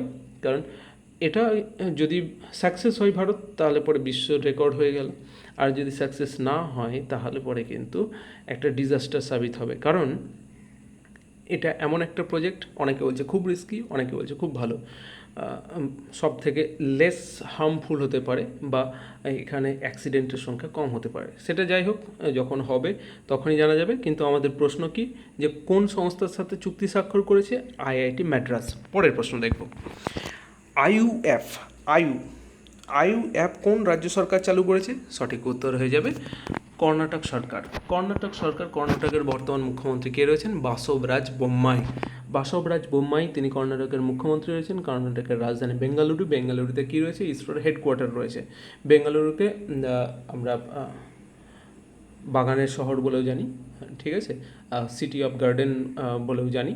তো সেই কর্ণাটক সরকার আইইউএফটা চালু করেছে। পরের প্রশ্ন, দ্য ইন্ডিয়া স্টোরি এই গ্রন্থটার রচয়িতাকে? বিমল জালান। দেখো 4-5 জন রাইটারের প্রত্যেকটা বুক কিন্তু পরীক্ষায় আসে। একটা শশী থারুর, বিমল জালান, তারপর রাস্কিন বন্ড, আরও চেতন ভগত, এই কয়েকজন রয়েছেন। এদের যা মানে বই লিখবে সেগুলো কিন্তু পরীক্ষায় আসে, কোনো না কোনো পরীক্ষাতে অবশ্যই সেখান থেকে পরীক্ষায় আসে। তো বিমল জালানের লেখা বইয়ের নাম রিসেন্ট ইয়ারে দ্য ইন্ডিয়া স্টোরি। পরের প্রশ্ন দেখব, বঙ্গোপসাগর, এটা আমরা শুনেছি বে অফ বেঙ্গল যেটাকে বলে থাকি, কিন্তু বঙ্গোপসাগর নয়, নাম হলো বঙ্গোসাগর এক্সারসাইজ বঙ্গোসাগর 2022, ঠিক আছে। তো এই 2022 বঙ্গোসাগর যে এক্সারসাইজ বা নৌমহড়া, সেটা কোন দুটো দেশের মধ্যে হয়েছে? দেখো বঙ্গোপসাগরের উপরেই যেহেতু হয়েছে, তাহলে কোন দুটো দেশ? ভারত আর বাংলাদেশের মধ্যে, ঠিক আছে। কোথায় হয়েছে? বাংলাদেশের মঙ্গলা বন্দরে। বাংলাদেশের নিচে, পশ্চিমবঙ্গের নিচে কোন সাগর রয়েছে? বঙ্গোপসাগর রয়েছে। সেই বঙ্গোপসাগরে বাংলাদেশের বন্দরটার নাম হলো মঙ্গলা। সেই মঙ্গলা বন্দরে ভারত এবং বাংলাদেশের মধ্যে নৌমহড়া অনুষ্ঠিত হয়েছে। পরের প্রশ্ন দেখব, কোন দেশ জিরকন নামে হাইপারসনিক মিসাইলের সফল পরীক্ষা করলো? দেখো আমার শরীর খারাপ হওয়ার আগে যখন তোমাদের রেগুলার ক্লাস করাতাম, তখন আমি এই হাইপারসনিক, ট্রান্সসনিক, হাইপোসনিক, তারপর সুপারসনিক, এই যে 4টে ভাগ রয়েছে, মেন 4টে ভাগ রয়েছে, এই 4টে সম্বন্ধে তোমাদের ডিটেলসে বলেছিলাম। অন্য কোনো দিন হবে আবার ডিটেলসে, জাস্ট জেনে রাখো। হাইপারসনিক মানে এর গতিবেগ হলো, এর ম্যাক নাম্বার হলো 5 থেকে 10। ম্যাক নাম্বার মানে হলো যে শব্দের তুলনায় কত গুণ স্পিডে ছোটে, সেটাই হলো ম্যাক নাম্বার, ঠিক আছে। তো শব্দের তুলনায় 5 থেকে 10 গুণের মধ্যে যদি ছোটে, তাহলে সেটাকে আমরা বলবো হাইপারসনিক। তো রাশিয়া একটা হাইপারসনিক মিসাইল টেস্ট করেছে, যার নাম হলো জিরকন। এই জিরকন কোন দেশের? তাহলে হয়ে গেল রাশিয়ার, ঠিক আছে। ওকে, পরের প্রশ্ন, বিশ্বের বৃহত্তম পেট্রোলিয়াম রিসার্চ সেন্টার কোথায় স্থাপন হতে চলেছে? বিশ্বের বৃহত্তম পেট্রোলিয়াম রিসার্চ সেন্টার কোথায় স্থাপিত হতে চলেছে? কুয়েতের আল আহমেদি শহরে। কুয়েতের রাজধানী হলো দোহা, ঠিক আছে। আর কুয়েতের আরেকটা শহরের নাম হলো আল আহমেদি বলে যে কুয়েতের শহরটা রয়েছে, সেই শহরে বিশ্বের বৃহত্তম পেট্রোলিয়াম রিসার্চ সেন্টার তৈরি হতে চলেছে। ওকে, পরের প্রশ্ন দেখব, তুরস্কের অফিসিয়াল নাম পরিবর্তন করা হলো। কি নাম রাখা হলো? ইউনাইটেড নেশনে নাম চেঞ্জ করা হলো। নামটা একটু মাথায় রাখবে, নামটা TURKIYE, তুর্কিয়ে নাম রাখা হয়েছে, ঠিক আছে। তুর্কিয়ে, এতদিন টার্কি বলতাম আমরা ইংরেজিতে, আর বাংলাতে তুরস্ক বলতাম। তো সেই তুরস্কের নাম চেঞ্জ করে রাখা হয়েছে তুর্কিয়ে। তুরস্কের বর্তমানে প্রেসিডেন্ট কে রয়েছেন? তাইয়্যিপ এরদোগান, তোমরা জানো, কি বলবো, এক টাইপের বলতে পারো হিটলারের টাইপের আর কি, মানে বিরোধী শূন্য করে দিয়েছে। তো সেখানে আর কি ডেমোক্রেসি বেঁচে নেই বললেই চলে। তো তাইয়্যিপ এরদোগান, তার আর কি নেতৃত্বে তুর্কির নাম চেঞ্জ করা হয়েছে। নাম কি রাখা হয়েছে? Turkiye, TURKIYE। চলো পরের প্রশ্ন দেখব। আচ্ছা, তুর্কির রাজধানীর নাম হলো আঙ্কারা। এটাও পরীক্ষায় প্রশ্ন আসে, তার জন্য বলে দেওয়া জরুরি। তুর্কির রাজধানীর নাম হলো আঙ্কারা, ঠিক আছে। তোমরা যারা ভাবছো ইস্তানবুল কিন্তু একদমই নয়। ইস্তানবুল হলো তুর্কির সব থেকে বড় শহর, সব থেকে জমকালো শহর এবং প্রসিদ্ধ শহর, কিন্তু রাজধানী হলো আঙ্কারা, মাথায় রাখবে। চল পরের প্রশ্ন দেখব, ইমিউনাইজেশন চ্যাম্পিয়ন অ্যাওয়ার্ড 2022 কে ভূষিত হয়েছেন? দেখো, ইমিউনাইজেশন বলতে ইমিউনিটি বা আমাদের শরীরের প্রতিরোধ ক্ষমতার উপর রয়েছে, এই রকম একটা ব্যাপার রয়েছে, চ্যাম্পিয়ন অ্যাওয়ার্ড। তাহলে ইমিউনাইজেশনের পক্ষে যারা কাজ করেছে তারাই পাবে। দেখো তাহলে কে এই অ্যাওয়ার্ডটা পেয়েছে? ইমিউনাইজেশন চ্যাম্পিয়ন অ্যাওয়ার্ড 2022-এ কে ভূষিত হয়েছে? আমাদের ইন্ডিয়ান ভূষিত হয়েছে। নামটা এই জন্য মাথায় রাখতে হবে। কাশ্মীরের একজন রেডিও জকি, নাম হলো উমর নিসার। নাম কি? উমর নিসার। তিনি ভূষিত হয়েছেন এই ইমিউনাইজেশন চ্যাম্পিয়ন অ্যাওয়ার্ড, এবং তার সাথে তিনি বেস্ট কন্টেন্ট অ্যাওয়ার্ডেও ভূষিত হয়েছেন। তাহলে দুটো পুরস্কার পেলেন, ইমিউনাইজেশন চ্যাম্পিয়ন অ্যাওয়ার্ড এবং বেস্ট কন্টেন্ট অ্যাওয়ার্ড। নাম কি? উমর নিসার। এবার দেখো রেডিও জকি। জকি কি আমি বলার চেষ্টা 98.3 FM-এ এইভাবে বলা শুরু করে দেখবে। 98.3 FM-এ আমি অমুক বলছি, এই ধরনের আর কি বলে যারা শুরু করে দেখবে। তো একটা অনুষ্ঠান রেডিওতে আর কি যারা পরিচালনা করে তারাই হলো রেডিও জকি। ঠিক আছে, রেডিও জকি তাদেরকে বলছি যারা রেডিওতে একটা অনুষ্ঠান পরিচালনা করছেন। আবার জকি মানে হলো যে ঘোড়া চালায়। ঠিক আছে, হর্স রেস তোমরা দেখে থাকবে, সেই হর্স রেসে যিনি ঘোড়া চালান তাকে জকি বলা হয়। ঠিক আছে, এই পয়েন্টটা জাস্ট জানিয়ে দিলাম, কারণ যদি তোমাদের ইংলিশে কোনো হেল্প হয়ে যায়। চলো পরের প্রশ্ন দেখব। ইন্টারন্যাশনাল বুকার প্রাইজ, এইটা মোস্ট ইম্পর্ট্যান্ট কোশ্চেন, যেহেতু ভারতীয় পেয়েছে, প্রথম ভারতবর্ষের ইতিহাসে প্রথম ভারতীয় হিসাবে তিনি পেয়েছেন ইন্টারন্যাশনাল বুকার প্রাইজ। নাম কি? গীতাঞ্জলি শ্রী। নাম হলো ওনার গীতাঞ্জলি শ্রী। 2022 সালে ইন্টারন্যাশনাল বুকার প্রাইজ পেয়েছেন। গ্রন্থের নাম কি? তার গ্রন্থের নাম হলো টম্ব অফ স্যান্ড। ওকে, গীতাঞ্জলি শ্রী পেয়েছেন, নাম গ্রন্থের নাম হলো টম্ব অফ স্যান্ড। আর অনুবাদক মানে ইন্টারন্যাশনাল বুকার প্রাইজ কিসে দেওয়া হয়? ধরো কোনো ভাষায়, যে কোনো ভাষায়, ইংরেজি ছাড়া অন্য কোনো ভাষাতে কোনো একটা বই লেখা হয়েছে এবং সেটার ইংরেজিতে অনুবাদ করা হয়েছে এবং সেটা পপুলার যদি হয় এবং কোয়ালিটি ম্যাটেরিয়াল ভালো থাকে, তাহলে তাকে ইন্টারন্যাশনাল বুকার প্রাইজ দেওয়া হয়। মানে অন্য ভাষা থেকে ইংরেজি ভাষাতে ট্রান্সলেট হতে হবে সেই ভাষা। তো টম্ব অফ স্যান্ড বলে যে গ্রন্থটা ইংরেজিতে অনুবাদ কে করেছেন? Daisy Rockwell Tomb of Sand নামে গ্রন্থটা অনুবাদ করেছেন। তো গীতাঞ্জলি শ্রীকে এই জন্য ইন্টারন্যাশনাল বুকার প্রাইজ দেওয়া হয়েছে। দুজনের মধ্যে টাকা ভাগ করে দেওয়া হয়েছে, প্রাইজের টাকা। ওকে, চলো পরের প্রশ্ন। তাহলে কী কী জানলাম? ইন্টারন্যাশনাল বুকার প্রাইজ 2022-এ কে ভূষিত হয়েছেন? গীতাঞ্জলি শ্রী। গ্রন্থের নাম কি? Tomb of sand. অনুবাদককে? Daisy Rockwell. ওকে, সম্প্রতি দিল্লির লেফটেন্যান্ট গভর্নর হিসাবে কে নিযুক্ত হয়েছেন? দেখো এতদিন একজন গভর্নর ছিলেন, নামটা এই মুহূর্তে আমার মনে পড়ছে না, বি দিয়ে কিছু ছিল, যাই হোক, ওকে খেয়াল আসছে না, যাই হোক, দিল্লির লেফটেন্যান্ট গভর্নর চেঞ্জ হয়েছে, সেটা মাথায় রাখতে হবে। নাম কি? বিনয় কুমার সাক্সেনা। নতুন নাম যেটা রয়েছে, নতুন যিনি দিল্লির লেফটেন্যান্ট গভর্নর নিযুক্ত হয়েছেন তিনি হলেন বিনয় কুমার সাক্সেনা। দেখো গভর্নর আমরা বলে থাকি যেটা সম্পূর্ণ রাজ্য, সেটার ক্ষেত্রে গভর্নর বলে থাকি। আর লেফটেন্যান্ট গভর্নর কোনো কাদেরকে বলে থাকি?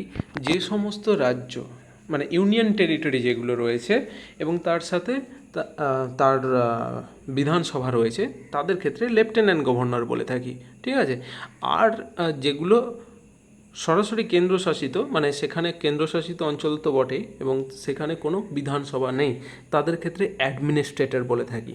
ওকে, তো দিল্লির ক্ষেত্রে যেহেতু বিধানসভা রয়েছে, বিধানসভার হিসাবে সিএম রয়েছেন অরবিন্দ কেজরিওয়াল, আর গভর্নরের জায়গায় সেটাকে আমরা, যেহেতু এটা কেন্দ্রশাসিত অঞ্চল সেই জন্য বলছি lieutenant governor.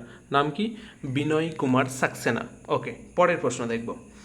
Bharati এয়ারটেলের MD and CEO কে নিযুক্ত হয়েছেন? ভারতী এয়ারটেল বলতে আমরা এয়ারটেলের যে সিম ব্যবহার করি কিংবা তার সাথে এয়ারটেল পেমেন্ট ব্যাঙ্ক ব্যবহার করি, সেই এয়ারটেল কোম্পানির, ভারতী এয়ারটেল যেটার নাম, সেই এয়ারটেল কোম্পানির এমডি অ্যান্ড সিইও। এমডি মানে হলো ম্যানেজিং ডিরেক্টর, সিইও মানে হলো চিফ এক্সিকিউটিভ অফিসার।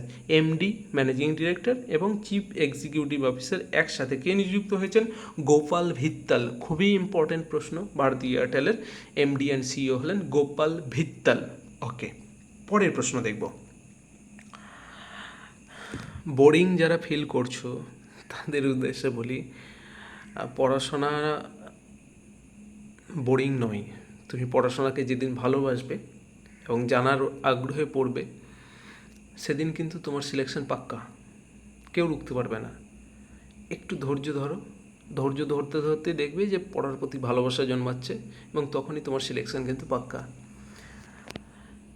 মজার মজার কথা বলছি আরও বলবো, তো ভিডিওটা কন্টিনিউ করো। হ্যাঁ, চলো পরের প্রশ্ন হলো, এসবিআই এর ম্যানেজিং ডিরেক্টর কে নিযুক্ত হয়েছেন? SBI, state bank of India.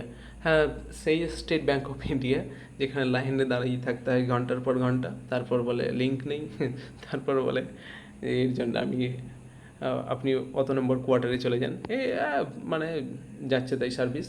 যাই হোক, কিন্তু ভারতের সব থেকে বড় ব্যাঙ্ক এটা, সব থেকে বেশি শাখা রয়েছে এই ব্যাংকের, স্টেট ব্যাঙ্ক অফ ইন্ডিয়া। 5,000-এর ওপর শাখা রয়েছে, ঠিক আছে? এবং শুধু ভারতের মধ্যে নয়, গোটা বিশ্বের মধ্যে সব থেকে বেশি ব্রাঞ্চ রয়েছে স্টেট ব্যাঙ্ক অফ ইন্ডিয়ার।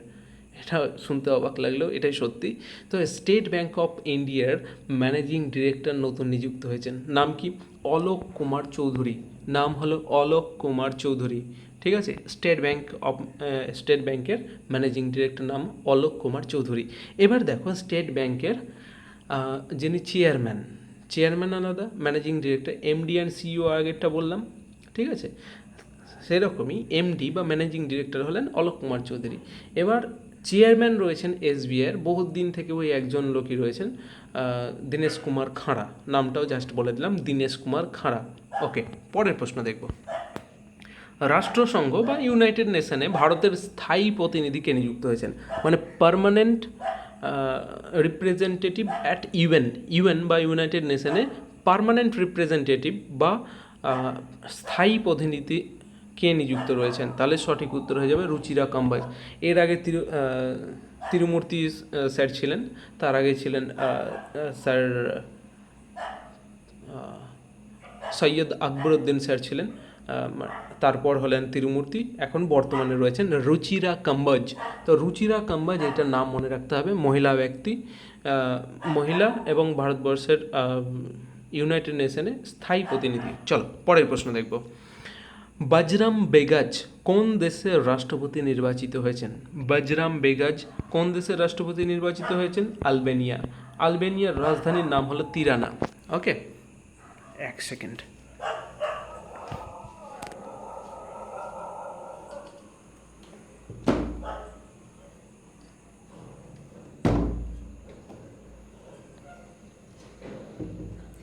ওকে, বজরাম বেগাজ হলো কোন দেশের রাষ্ট্রপতি? আলবেনিয়ার রাজধানীর নাম কি? তিরানা। চলো পরের প্রশ্ন দেখব। পুরুষদের এশিয়া কাপ হকিতে 2022 সালে যেটা আর কি পুরুষদের এশিয়া কাপ হকি হয়ে গেল, চ্যাম্পিয়ন কোন দেশ হয়েছে? সঠিক উত্তর হয়ে যাবে দক্ষিণ কোরিয়া। কাকে হারিয়েছে? মালয়েশিয়াকে হারিয়েছে দক্ষিণ কোরিয়া। হ্যাঁ, এশিয়া কাপ অবশ্যই, মানে পুরুষদের এশিয়া কাপ হকিতে চ্যাম্পিয়ন হলো দক্ষিণ কোরিয়া, রানার্সকে হয়েছে মালয়েশিয়া। চলো পরের প্রশ্ন দেখব। ISSF junior world cup 2022, ISSF junior world cup 2022 সব থেকে বেশি মেডেল জিতেছে কোন দেশ? দেখো, যেহেতু আমাদের ভারত জিতেছে, এই প্রশ্নটা মনে রাখতে হবে, কতগুলো মেডেল পেয়েছে এটাও মাথায় রাখতে হবে। টোটাল পেয়েছে 36টা মেডেল। আমাদের ভারত সব থেকে বেশি মেডেল জিতেছে আইএসএসএফ জুনিয়র ওয়ার্ল্ড কাপ 2022, ঠিক আছে? আইএসএসএফ বলতে তোমার শুটিংয়ের যে মানে কাপ হয়ে থাকে, শুটিং খেলার সাথে যুক্ত। ওকে, শুটিংয়ের জুনিয়র ওয়ার্ল্ড কাপ 2022, 18 বছরের নিচে অবশ্যই জুনিয়র মানে। তো কোন দেশে অনুষ্ঠিত হয়েছে? জার্মানিতে অনুষ্ঠিত হয়েছে। ভারত টোটাল 36টা মেডেল পেয়েছে, তার মধ্যে 14টা সোনা, 16টা রূপো আর 6টা হলো ব্রোঞ্জ। ওকে, পরের প্রশ্ন দেখব। সৈয়দ মোদি আন্তর্জাতিক ব্যাডমিন্টন চ্যাম্পিয়নশিপ 2022-এ মহিলাদের সিঙ্গেলসকে জিতেছেন বা মহিলা একল জিতেছেন কে? তাহলে সঠিক উত্তর হয়ে যাবে আমাদের ভারতের পিভি সিন্ধু। সৈয়দ মোদি আন্তর্জাতিক ব্যাডমিন্টন চ্যাম্পিয়নশিপ 2022, এটাতে মহিলা সিঙ্গলস বা ওমেন সিঙ্গেলকে জিতলেন পিভি সিন্ধু। পরাজিত কাকে করলেন? মালবিকা বানসোদ, তিনিও ইন্ডিয়ান, যাকে হারিয়েছেন মানে যিনি চ্যাম্পিয়ন হয়েছেন তিনিও, মহিলা একাল যিনি জিতেছেন তিনিও ভারতীয়, যাকে হারিয়েছেন তিনিও ভারতীয়। তাহলে মালবিকা বানসোদকে হারিয়ে পিভি সিন্ধু জিতেছেন। ওকে, সৈয়দ মোদি আন্তর্জাতিক ব্যাডমিন্টন চ্যাম্পিয়নশিপ 2022। এই খেলাটাতে পুরুষ একলের যে খেলাটা সেটা কিন্তু ক্যান্সেল হয়ে গেছিলো, ঠিক আছে। তো সেইটা মাথায় রাখতে হচ্ছে না, শুধু মহিলা একলটা মাথায় রাখতে হচ্ছে। পিভি সিন্ধু জিতেছেন, কাকে হারিয়েছেন? মালবিকা বানসোদকে। পরের প্রশ্ন দেখব, women's hockey Asia cup. Women's hockey Asia cup, এর আগেরটা দেখলাম কি মেন্স এশিয়া হকি কাপ, সেটা জিতল কে? দক্ষিণ কোরিয়া। কাকে হারালো? মালয়েশিয়াকে। এবার ওমেন্স হকি এশিয়া কাপ 2022 কোথায় অনুষ্ঠিত হচ্ছে? ওমানের মাস্কটে অনুষ্ঠিত হচ্ছে। চ্যাম্পিয়ন হলো জাপান, আর রানার্স হয়ে গেল দক্ষিণ কোরিয়া। এর আগেরটাই দক্ষিণ কোরিয়া, মেলেরটাই দক্ষিণ কোরিয়া জিতলো, আর ওমেনেরটাই জাপান জিতে গেল। ওকে, চলো পরের প্রশ্ন দেখব। ওমানের রাজধানীর নামই হলো মাস্কট, ঠিক আছে। ওমানের রাজধানী হলো মাস্কট, সেখানেই এই ওমেন্স এশিয়া হকি এশিয়া কাপটা অনুষ্ঠিত হয়েছে। পরের প্রশ্ন দেখব, টাটা স্টিল দাবা প্রতিযোগিতা 2022 কে জয়ী হয়েছেন? দেখো, টাটা স্টিল দাবা প্রতিযোগিতা কোথায় অনুষ্ঠিত হয়েছে? নরওয়েতে অনুষ্ঠিত হয়েছে। এবার জিতেছেন কে? জিতেছেন নরওয়ের গ্র্যান্ড মাস্টার, যেখানে অনুষ্ঠিত হয়েছে সেই দেশেরই গ্র্যান্ড মাস্টার জিতেছে। নাম কি? Magnus Carlsen. দেখো 2022-এও তিনি কিন্তু নাম্বার 1 র্যাঙ্কিংয়ে রয়েছেন গ্র্যান্ড মাস্টারে। নাম কি? Magnus Carlsen. ওকে, তো নরওয়ের তিনি গ্র্যান্ড মাস্টার, তিনি কিন্তু টাটা স্টিল দাবা প্রতিযোগিতা 2022-এ জিতেছেন। আবার আর একটা কথা জাস্ট মনে রাখার জন্য বলে দিই, যে আমাদের একজন ভারতীয়, একদম 14 বছর বয়স্ক একজন ভারতীয় রয়েছেন, প্রজ্ঞানন্দ। তিনি কিন্তু দুবার হারিয়েছেন এই লোকটাকে, ম্যাগনাস কার্লসেনকে। ওকে, এই বছরে, চলতি বছরে দুবার হারিয়েছেন।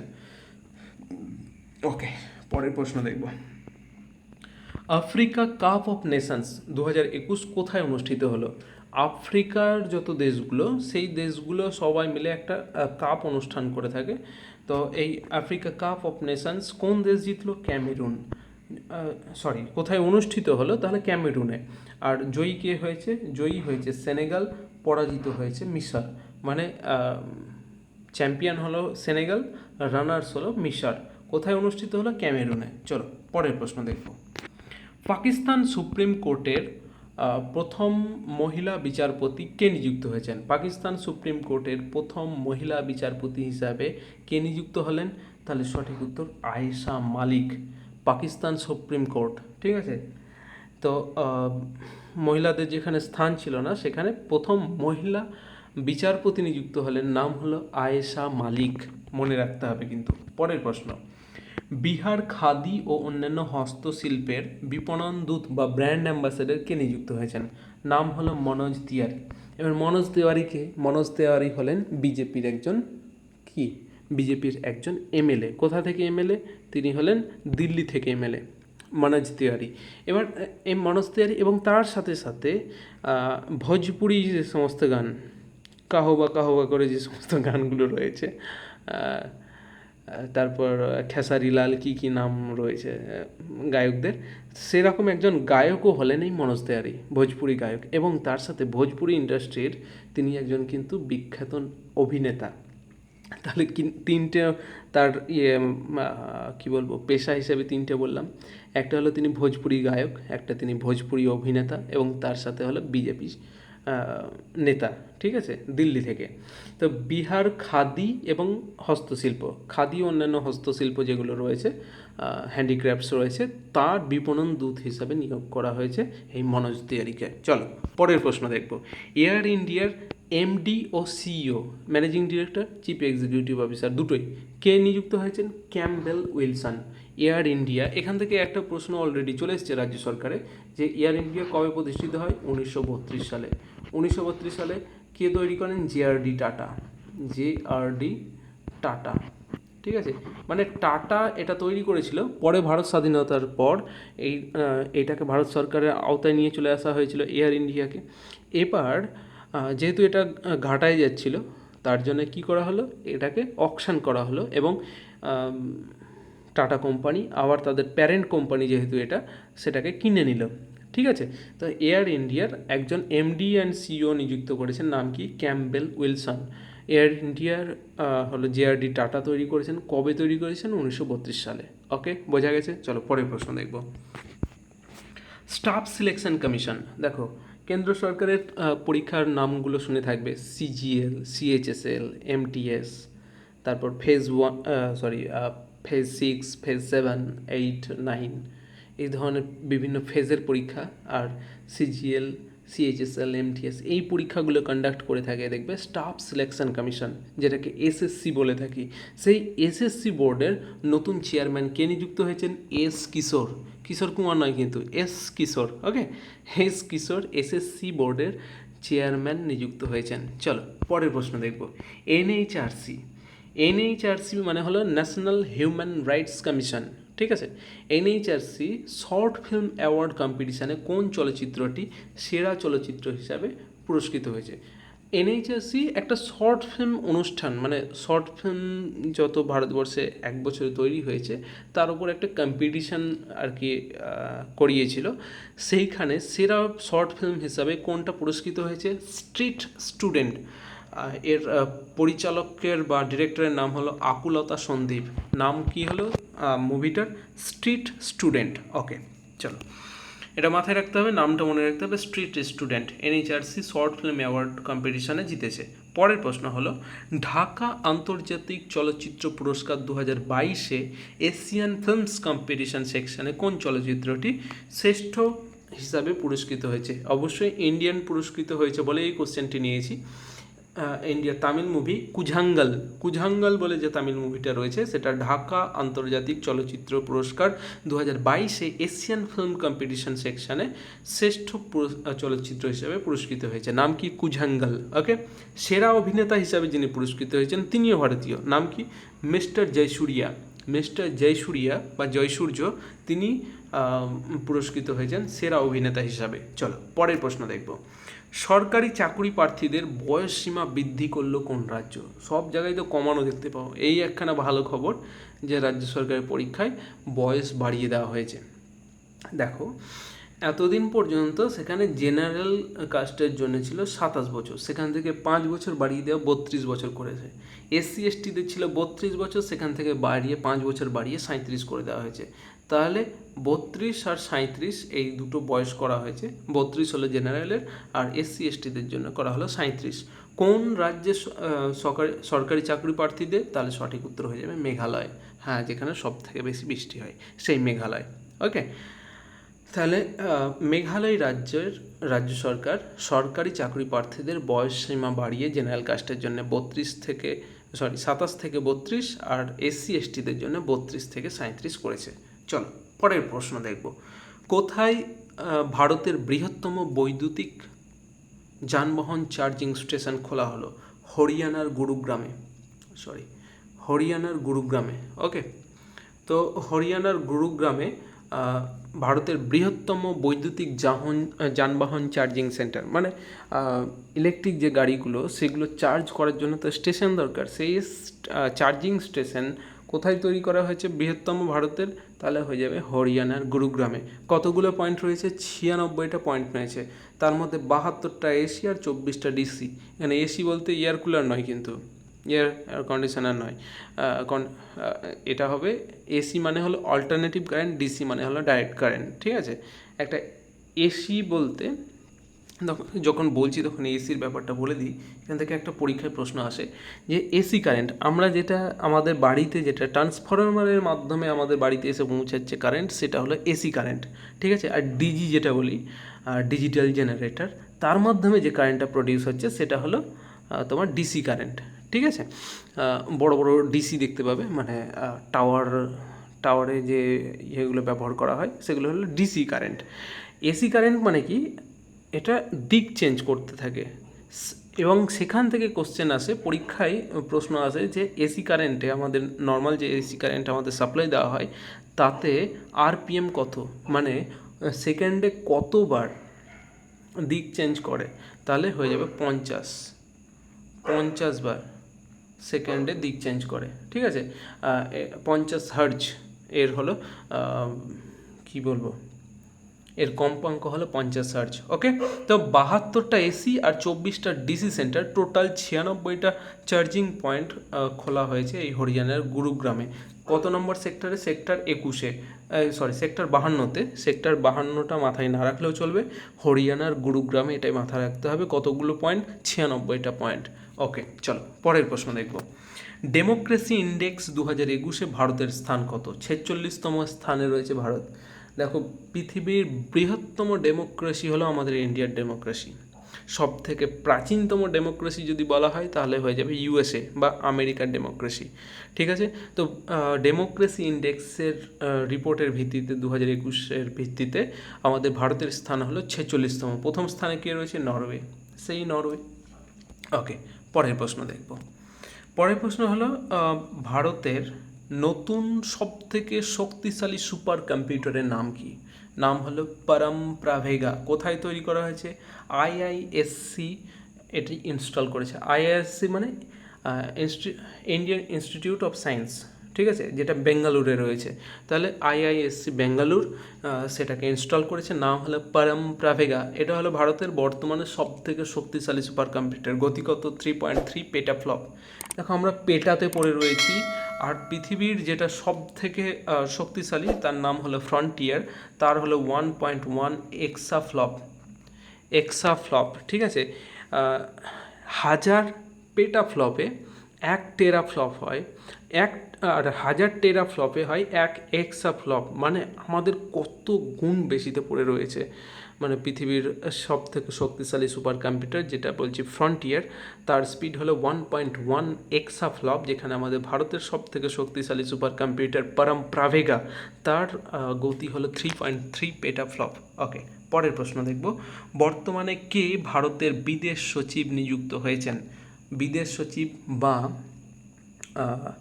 ফরেন সেক্রেটারি, এর আগে ছিল হর্ষবর্ধন সিংলা, তার জায়গায় নিযুক্ত হলেন বিনয় মোহন কোয়াত্রা। খুব ভালো কোশ্চেন এটা। বিদেশ সচিব থেকে পরীক্ষায় কিন্তু প্রশ্ন আসে, যারা রেলের পরীক্ষা দেবে তাদের জন্য কিন্তু এটা মাস্টার কোশ্চেন, অবশ্যই কোনো না কোনো সেটা আসবেই। যে ভারতের বর্তমান বিদেশ সচিব কে নিযুক্ত হয়েছেন? বিনয় মোহন কোয়াত্রা। এর আগে ছিলেন হর্ষবর্ধন শ্রিংলা। ওকে, পরের প্রশ্ন দেখব। হর্ষবর্ধন সিংলা মনে রাখার দরকার নেই, বর্তমান কে রয়েছেন? বিনয় মোহন কোয়াত্রা, এটাই মনে রাখবে। পরের প্রশ্ন, পাকিস্তানের বর্তমান প্রধানমন্ত্রী কে রয়েছেন? মিয়ান মোহাম্মদ শেহবাজ শরীফ। নাম কি বললেন? মিয়ান মোহাম্মদ শেহবাজ শরীফ। শুধু শেহবাজ শরীফটা মাথায় রাখলেই হবে। পাকিস্তানের বর্তমান প্রধানমন্ত্রীকে শেহবাজ শরীফ। এবার শেহবাজ শরীফের পার্টির নাম কি সেটা পরীক্ষায় আসতে পারে, তাহলে পাকিস্তান মুসলিম লীগ পিএমএল। ঠিক আছে, শেহবাজ শরীফের পার্টির নাম। এর আগে কে ছিলেন? এর আগে ছিলেন ইমরান খান, তার পার্টির নাম ছিল তেহরিক ই ইনসাফ। ঠিক আছে, দুটোই বলে দিলাম। ওকে, পরের প্রশ্ন দেখব। প্যাট্রিক অ্যাচি সম্প্রতি কোন দেশের প্রধানমন্ত্রী নিযুক্ত হয়েছেন? প্যাট্রিক অ্যাচি আইভরি কোস্টের প্রধানমন্ত্রী নির্বাচিত হয়েছেন। আইভরি কোস্টের রাজধানীর নাম কি? ইয়ামাউসুক্রু হলো এই আইভরি কোস্টের রাজধানী। সেই আইভরি কোস্টের রাষ্ট্রপতি নির্বাচিত হয়েছেন প্যাট্রিক অ্যাচি। পরের প্রশ্ন দেখব। ব্যাডমিন্টন অ্যাসোসিয়েশন অফ ইন্ডিয়া এর প্রেসিডেন্ট কে নির্বাচিত হয়েছেন? দ্বিতীয়বারের জন্য নির্বাচিত হলেন হেমন্ত বিশ্ব শর্মা। তাহলে ব্যাডমিন্টন অ্যাসোসিয়েশন অফ ইন্ডিয়ার প্রেসিডেন্ট কে নিযুক্ত হলেন? হেমন্ত বিশ্ব শর্মা। হেমন্ত বিশ্ব শর্মাকে ইনি হলেন আসামের সিএম চিফ মিনিস্টার বা মুখ্যমন্ত্রী হলেন হেমন্ত বিশ্ব শর্মা। তিনি ভারতের ব্যাডমিন্টন অ্যাসোসিয়েশন অফ ইন্ডিয়ার প্রেসিডেন্ট নিযুক্ত হয়েছেন। পরের প্রশ্ন, সরস্বতী সম্মান 2021-এ কে ভূষিত হয়েছেন?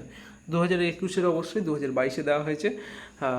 কে পুরস্কৃত হয়েছেন? রামাদর্শ মিশ্র। নামটা মনে রাখতে হবে, কারণ সরস্বতী সম্মান থেকে প্রত্যেক বছর পরীক্ষায় প্রশ্ন আসে, বিভিন্ন পরীক্ষায়। তাহলে সরস্বতী সম্মান কোন সংস্থা দিয়ে থাকে? কে বিড়লা ফাউন্ডেশন। কে পেলেন 2021-এরটা? রামাদর্শ মিশ্র। কোন গ্রন্থের জন্য পেলেন? তার লেখা मैं तो यहाँ हूँ। হিন্দিতে বলে না मैं तो यहाँ हूँ, আমি তো এখানে আছি, এর বাংলা করলে এরকম দাঁড়ায় मैं तो यहाँ हूँ। এই গ্রন্থটার জন্য রামাদর্শ মিশ্র সরস্বতী সম্মান 2021-এ ভূষিত হয়েছেন। বোঝা গেল? চলো পরের প্রশ্ন। মালদ্বীপ স্পোর্টস অ্যাওয়ার্ড 2022-এ কে ভূষিত হয়েছেন? মালদ্বীপ স্পোর্টস অ্যাওয়ার্ড 2022-এ ভূষিত হয়েছেন সুরেশ রায়না।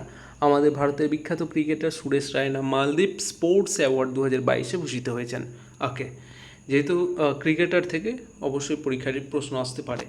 পরেরটা হলো স্টকহোম ওয়াটার প্রাইজ 2022-এ কে ভূষিত হয়েছেন? সুইডেনের রাজধানীর নাম কি? স্টকহোম। ঠিক আছে, সুইডেনের রাজধানী স্টকহোম। তো স্টকহোম ওয়াটার প্রাইজ জল সংরক্ষণের ওপর যে কাজ করবে তার উপর দেওয়া হয় এই প্রাইজ। তো স্টকহোম ওয়াটার প্রাইজ 2022-এ কে ভূষিত হয়েছেন? নাম হলো উইলফ্রেড ব্রুটসার্ট। উইলফ্রেড ব্রুটসার্ট, ওকে, উইলফ্রেড ব্রুটসার্ট তিনি স্টকহোম ওয়াটার প্রাইজ 2022-এ ভূষিত হয়েছেন। এবার বিশ্ব জল দিবস কবে পালিত হয়? 22শে মার্চ বিশ্ব জল দিবস পালিত হয়। এই দিনই কিন্তু পুরস্কারটা দেওয়া হয়। চলো পরের প্রশ্ন দেখব। মেড ইন ইন্ডিয়ার প্রথম ডর্নিয়ার এয়ারক্রাফটটির নাম কি? ডর্নিয়ার মানে হলো, ডর্নিয়ার একটা জার্মান ওয়ার্ড যার কথার অর্থ হলো স্টর্ম বা ঝড় ঝঞ্ঝা। ঠিক আছে, স্টর্ম বা ঝড় ঝঞ্ঝা। তো ডর্নিয়ার এয়ারক্রাফট এটা হলো মানে কি বলবো, লাইট ওয়েট একটা এয়ারক্রাফট, মানে হালকা ওজনের একটা এয়ারক্রাফট, যাত্রীবাহী আর কি এয়ারক্রাফট। মেড ইন ইন্ডিয়া প্রজেক্টের ভিত্তিতে তৈরি হওয়া প্রথম এয়ারক্রাফট যেহেতু, সেটা মাথায় রাখতে হবে। ডর্নিয়ার এয়ারক্রাফট নাম হলো DO-228, DO-228। ডর্নিয়ার থেকে ডিও, ডর্নিয়ারের প্রথম দুটো লেটার নিলে পরে ডিও হয়, আর নাম্বার হলো 228। ওকে, এটা কে তৈরি করেছে? হিন্দুস্তান অ্যারোনটিক্স লিমিটেড, হাল যেটাকে আমরা বলে থাকি। হিন্দুস্তান অ্যারোনটিক্স লিমিটেড তৈরি করেছে DO-228। এটা হলো ভারতের প্রথম ডর্নিয়ার এয়ারক্রাফট। পরের প্রশ্ন দেখব, সম্প্রতি কোন দেশ UNHRC United nation human rights কমিশনে থেকে সাসপেন্ড করা হয়েছে কোন দেশকে? সঠিক উত্তর হয়ে যাবে রাশিয়া। যেহেতু রাশিয়া ইউক্রেনের উপরে অ্যাটাক করেছে, রাশিয়াকে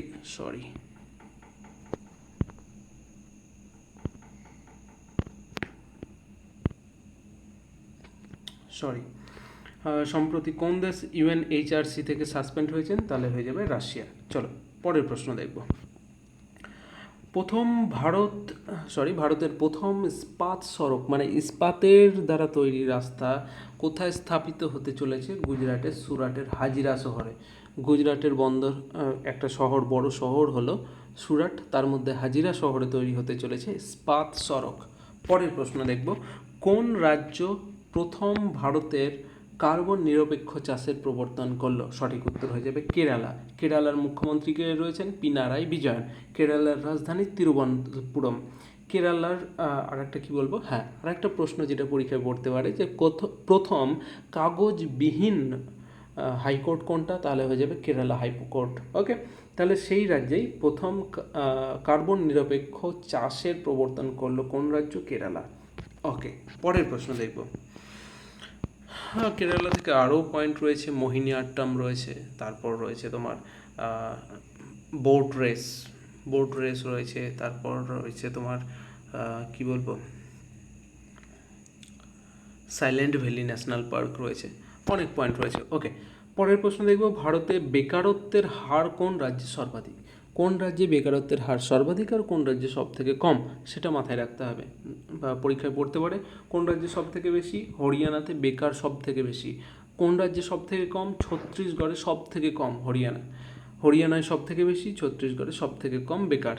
পরের প্রশ্ন দেখব, ইসরায়েলের নতুন লেজার মিসাইল ডিফেন্স সিস্টেমের নাম কি? লেজারের মাধ্যমে কিন্তু মানে শত্রুপক্ষের যে মিসাইল সেগুলোকে ধ্বংস করে দেবে।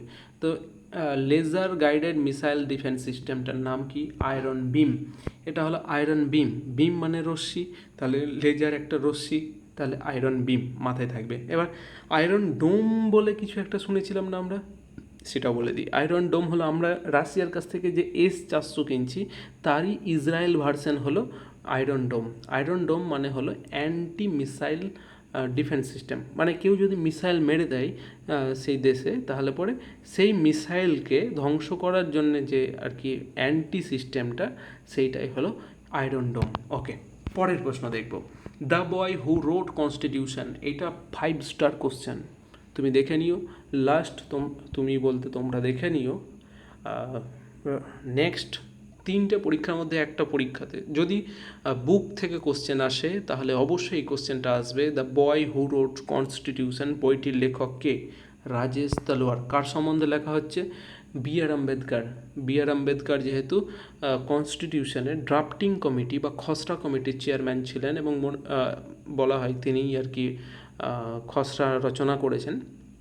অ্যাকচুয়ালি একা তো করেননি, টোটাল 7জন ছিল খসড়া কমিটির, একজন চেয়ারম্যান আর 6জন এমনি মেম্বার, তো 7জন মিলেই রচনা করেছেন। তিনি মেইন ছিলেন, মূল কাজটা তিনিই করেছেন যেহেতু। তো দ্য বয় হু রোট কনস্টিটিউশন, মানে সেই ছেলেটা যিনি কনস্টিটিউশন লিখেছেন, এই বইটার রচয়িতাকে রাজেশ তলোয়ার। চলো পরের প্রশ্ন দেখব। এক্সট্রা পয়েন্ট যেগুলো বলছি সেগুলো কিন্তু মাথায় রেখো, okay. The little book of joy গ্রন্থটির রচয়িতা কে? যেহেতু বিখ্যাত ব্যক্তির লেখা, এই বইটাও কিন্তু খুবই ইম্পর্ট্যান্ট, 5 স্টার কোশ্চেন এটাও। The little book of Joy, Azadi ki Amrit Mahotsav চলছে, 75 বর্ষ পূরণ চলছে আমাদের দেশে, স্বাধীনতার 75 বর্ষ পূরণ, আজাদি কি অমৃত মহোৎসব, সেই উপলক্ষে পাবলিশ করেছেন The little book of Joy গ্রন্থটি। এই গ্রন্থটির রচয়িতাকে দলাই লামা, আর তার সাথে মানে অ্যাডিশনাল রাইটার হিসাবে ছিলেন দেশমান টুটু। ওকে, পরের প্রশ্ন দেখব। স্কুল চলো অভিযান কোন রাজ্য সরকার চালু করেছে? সঠিক উত্তর হয়ে যাবে উত্তরপ্রদেশ। উত্তরপ্রদেশের সিএম রয়েছেন যোগী আদিত্যনাথ, তিনি সূচনা করেছেন এই স্কুল চলো অভিযানের। ওকে, পরের প্রশ্ন। ইউজিসি ইউনিভার্সিটি গ্র্যান্ড কমিশন, দেখো তোমরা যারা গ্র্যাজুয়েশন পাস করেছো তারা দেখবে তোমাদের গ্র্যাজুয়েশনের সিলেবাস যখন ডাউনলোড করেছো তোমরা কিংবা প্রিন্ট নিয়েছো, তখন ইউজিসি গ্র্যান্টেড সিলেবাস লেখা ছিল। তো ইউজিসি হলো সেই সংস্থাটা, ইউনিভার্সিটি গ্র্যান্ড কমিশন, যে সংস্থাটা বিভিন্ন ইউনিভার্সিটির যা সিলেবাস হবে সেটা ঠিক করে দেন, এবং তার সাথে সাথে কি করে, ইউনিভার্সিটিতে কোন ইউনিভার্সিটিতে কেন্দ্র সরকারে কত টাকা পৌঁছাবে, রিসার্চের জন্য কত টাকা কোন খাতে কেন্দ্র সরকার খরচ করবে, সেই টাকার ভাগটা এই ইউজিসি কিন্তু নির্ধারণ করে। ঠিক আছে, তো ইউজিসি বা ইউনিভার্সিটি গ্র্যান্ড কমিশনের চেয়ারম্যান কে নিযুক্ত হয়েছেন? এম জগদীশ কুমার তিনি নিযুক্ত হয়েছেন ইউজিসির চেয়ারম্যান। পরের প্রশ্ন হলো, সম্প্রতি সেনওয়ান মারা গেছেন, বিখ্যাত ক্রিকেটার, আমরা সবাই জানি। তিনি কয়টি টেস্টে 10টি করে উইকেট সংগ্রহ করেছেন? তিনি অলরাউন্ডার ছিলেন, এটাও আমরা জানি। তো 10টা করে উইকেট নিয়েছেন। কটা টেস্টে? 10টা টেস্টে 10টা করে উইকেট নিয়েছেন। 34টা টেস্টে তিনি 5টা করে উইকেট নিয়েছেন। ঠিক আছে, এইটা মাথায় রাখতে হবে, 10টা টেস্টে 10টা করে উইকেট নিয়েছেন। তার লেখা আত্মজীবনীর নাম কি? No Spin. এটা খুবই ইম্পর্ট্যান্ট। সেনওয়ানের আত্মজীবনীর নাম হলো নো স্পিন। পরের প্রশ্ন দেখব, উঙ্গালিল ওরুভান কার আত্মজীবনী? আমাদের তামিলনাড়ুর মুখ্যমন্ত্রী যে রয়েছেন বর্তমানে, এম.কে. স্ট্যালিনের আত্মজীবনীর নাম হলো উঙ্গালিল ওরুভান। কোন পার্টির তিনি? ডিএমকে। দ্রাবিড়া মুন্নেত্রা কাজাগাম, ফুল নাম এটা আর কি, দ্রাবিড়া মুন্নেত্রা কাজাগাম পার্টি, সেই পার্টি ডিএমকে পার্টির প্রেসিডেন্ট এবং বর্তমানে তামিলনাড়ুর চিফ মিনিস্টার হলেন এম.কে. স্ট্যালিন। তার আত্মজীবনীর নাম হলো উঙ্গালিল ওরুভান। পরের প্রশ্ন দেখব, এ নেশন টু প্রোটেক্ট গ্রন্থটির রচয়িতাকে? প্রিয়ম গান্ধী মোদি। দুটোই রয়েছে, দেখো গান্ধীও রয়েছে মোদিও রয়েছে, কোন দিকে যাবে যাও। ঠিক আছে, তো প্রিয়ম রয়েছে, তো প্রিয়ম, গান্ধী আর মোদি দুজনেরই প্রিয়, কংগ্রেস বিজেপি দুটোই, যাই হোক মজার জন্য বললাম। তো প্রিয়ম গান্ধী মোদির লেখা গ্রন্থের নাম হলো এ নেশন টু প্রোটেক্ট। পরের কোশ্চেন, ন্যাশনাল সায়েন্স ডে কবে পালিত হয়? 28শে ফেব্রুয়ারি। ফেব্রুয়ারি মাসের নর্মালি যেগুলো বছর, তাতে 28 দিন থাকে লিপ ইয়ার বাদে, তো 28তম দিন যেটা 28শে ফেব্রুয়ারি, সেই দিনটাকে ন্যাশনাল সায়েন্স ডে হিসাবে পালন করা হয়। কারণ কি, 1928 সালে তোমার এই 28শে ফেব্রুয়ারি রামান এফেক্ট আবিষ্কার করেছিলেন সিভি রামান। তার দরুন 2 বছর পরে, অর্থাৎ 1930 সালে রামনকে, অর্থাৎ সিভি রামনকে নোবেল পুরস্কার প্রাইজ দেওয়া হয় ফিজিক্সে। তাহলে ফিজিক্সে নোবেল পুরস্কার কে পেলেন? সিভি রামন পেলেন রামান এফেক্ট আবিষ্কারের জন্য, যেটা 1928 সালে তিনি 28শে ফেব্রুয়ারি আবিষ্কার করেছিলেন, যে কারণে এই 28শে ফেব্রুয়ারি দিনটিকে ন্যাশনাল সায়েন্স ডে হিসাবে পালন করা হয়। ওকে, পরের প্রশ্ন, W@W, women@work এর ফুল ফর্ম। ওকে, প্রোগ্রাম কোন রাজ্য সরকার চালু করেছে? সঠিক উত্তর হয়ে যাবে কর্ণাটকের মুখ্যমন্ত্রী, দুবার বলেছি আগেই, বাসবরাজ বোম্মাই। ঠিক আছে। তো রাজধানী হলো বেঙ্গালুরু। তো women at the rate work এটা চালু করেছে কর্ণাটক সরকার। মানে কাজের ক্ষেত্রে মেয়েদেরকে নিচু করে দেখানো যাবে না, প্রমোশন আটকানো যাবে না, সমান সমান অধিকার দিতে হবে, এটাই হলো আর কি মূল বক্তব্য।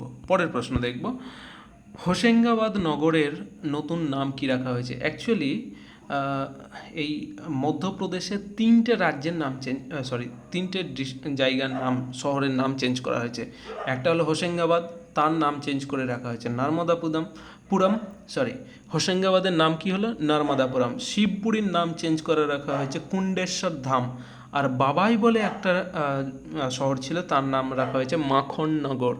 তিনটে মনে রাখতে হবে, হোশেঙ্গাবাদের নাম হলো নর্মদাপুরম, শিবপুরী হলো কুণ্ডেশ্বর ধাম, বাবাই হলো মাখননগর।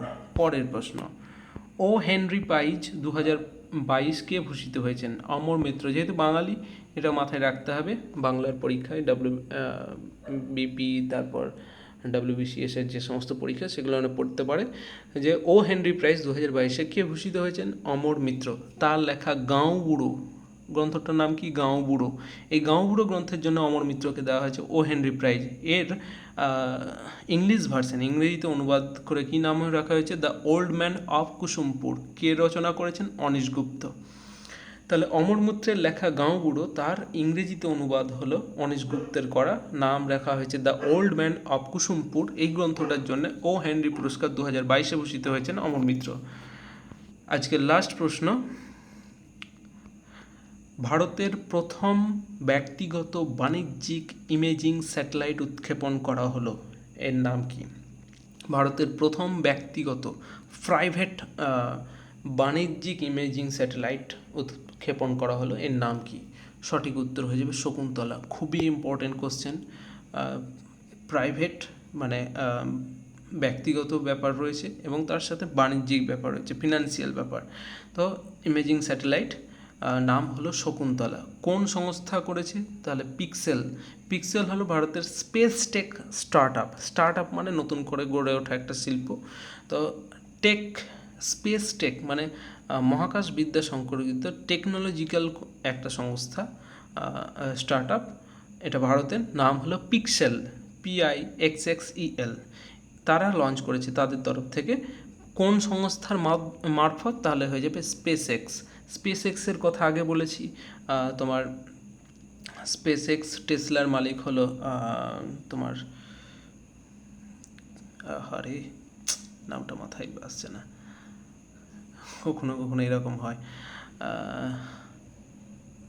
বিশ্বের ধনীতম ব্যক্তি, হ্যাঁ, ইলন মাস্কের স্পেসএক্স কোম্পানির মাধ্যমে আর কি পিক্সেল এই শকুন্তলা নামক ভারতের ব্যক্তিগত বাণিজ্যিক ইমেজিং স্যাটেলাইট, প্রথম বাণিজ্যিক ইমেজিং স্যাটেলাইট, সেটা লঞ্চ করেছে। আর বাহক কী ছিল? ফ্যালকন 9। ওকে, এই ছিল আজকের ক্লাস। আশা করছি অনেক কিছু তোমরা জানতে পেরেছো, জানতে পেরেছো। কেমন লাগলো অবশ্যই কমেন্ট বক্সে কমেন্ট করে জানাবে। আর সম্ভব হলে বন্ধু বান্ধবী যারা প্রিপারেশান নিচ্ছে পরীক্ষার জন্য, বিভিন্ন পরীক্ষায়, সমস্ত ধরনের পরীক্ষার জন্য কিন্তু এই ক্লাসটা তোমাদের উপযোগী, তো তাদের মধ্যে কিন্তু ডিস্ট্রিবিউট করতে পারো। থ্যাংক ইউ, ভালো থেকো, দেখা হচ্ছে নেক্সট ক্লাসে।